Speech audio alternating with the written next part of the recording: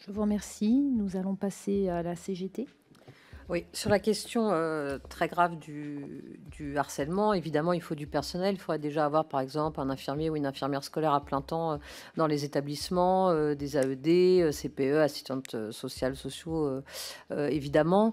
Ça mérite mieux que des annonces, en fait, hein. Et même ce qui avait été mis en place suite à un drame l'année dernière, qui était un questionnaire qui était dans toutes les classes, avec des actions qui étaient laissées un peu au libre choix des établissements. Mais il y avait un questionnaire, mais il n'y avait pas forcément de temps, de moyens de remédiation derrière, suite à la parole des élèves qui étaient reçus. Et donc, parfois, ça peut même se révéler contre-productif. Donc, effectivement, il faut du temps, de la formation et pas en dehors du temps de travail.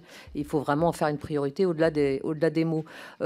Autre effet d'annonce, alors le téléphone portable, alors oui, je comprends que ça plaise aux parents, parce qu'en tant que parents, on aimerait bien que l'école réussisse là où souvent nous échouons.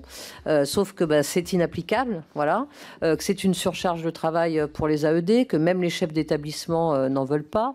Donc c'est dire que la difficulté, elle est en classe, hein, et pas tellement en dehors. Et puis que malheureusement, la question du harcèlement, en fait, elle a souvent lieu à la sortie de l'école, à la maison, sur les réseaux sociaux, jusque tard le soir, quand normalement les élèves n'ont pas de téléphone dans leur chambre. Donc voilà, malheureusement, on ne réglera pas ces problématiques comme ça. Sur l'uniforme, Madame la députée est partie, mais j'étais intéressée de savoir en quoi ça a amélioré le climat scolaire, sur quoi reposait cette affirmation, parce que jusqu'à preuve du contraire, l'uniforme, ça n'efface pas les différences entre les pauvres et les riches. Voilà.